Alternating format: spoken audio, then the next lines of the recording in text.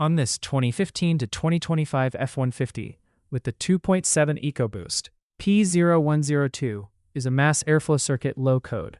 In plain terms, the PCM may be seeing a MAF signal that is lower than it expects during a running self-test. The truck may have drivability complaints like rough running, hesitation, poor power, or it may only have the light on.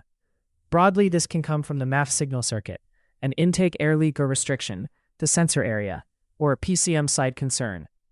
Treat it as a circuit and airflow diagnosis, not as a parts call. First, make sure this intake airflow diagnostic path applies. If P0102 is present, continue into the intake air and MAF checks.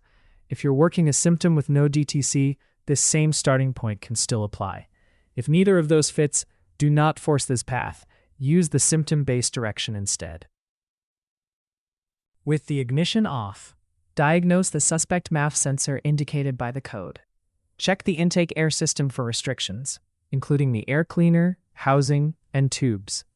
Look for broken or loose air outlet tube clamps, cracks, holes, or damaged gaskets between the MAF IAT sensor and the air cleaner assembly. Make sure the MAF IAT connector is fully seated. Also check the throttle body bore for sludge, and check the crankcase ventilation system for leaks or restrictions. If you find a concern here, repair it as needed. Clear the PCM DTCs, and repeat the self-test. If the intake side checks clean, move into the electrical checks. Next is voltage to the MAF IAT sensor. The decision point is whether the voltage is greater than 5 volts. If it is greater than 5 volts, keep going. If it is not greater than 5 volts, repair the open circuit, clear the PCM DTCs, and repeat the self-test. Then, with the ignition off and the PCM connector disconnected, check the MAF harness for an open. The resistance decision point is less than 5 ohms. If the resistances are less than 5 ohms, continue. If they are not, repair the open circuit, clear the PCM DTCs, and repeat the self-test. After that, check the MAF signal circuit for a short. The resistance decision point is greater than 10,000 ohms. If it is greater than 10,000 ohms, move on. If it is not, repair the short circuit, clear the PCM DTCs, and repeat the self-test. Then check for a short to voltage with the ignition on. If any voltage is present, repair the short circuit, clear the PCM DTCs, and repeat the self-test. If no voltage is present, continue to the intermittent checks. For these electrical checks, make sure you have verified circuit and connector identification before touching the meter leads. If the hard circuit checks pass, reconnect the PCM connector and the MAF IAT sensor connector. Start the engine, bring the engine up to 1,500 RPM for 5 seconds, then back to idle. Do that a second time. Then lightly tap near the MAF sensor housing and wiggle the hardest connector to simulate road shock while watching the MAF PID. All PIDs may not be available on every truck, so use the data that is actually available. If the MAF PID reading changes during this check, clean the MAF IAT sensor using CRC Mass Airflow Sensor Cleaner 05110 or equivalent.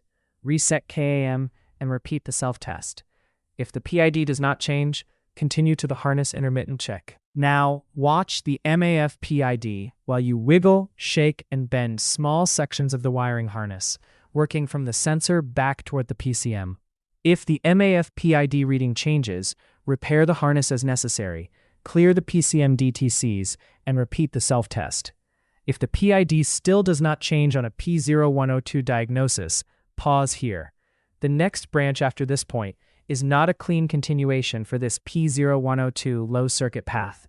Recheck the earlier intake inspection, circuit checks, connector condition, and intermittent testing before making a guess. There is also a relative humidity check used in the shared intake airflow diagnostic path. If your testing legitimately lands in that branch, turn the ignition on, access the PCM, monitor the rel HMDTY% PID, and record the value. Compare that PID to the daily humidity level from a local weather report, because most local reports include relative humidity. Make that comparison with the vehicle at ambient conditions. Indoor and outdoor humidity can be considerably different, so cold soak the vehicle outside for a minimum of 8 hours if necessary.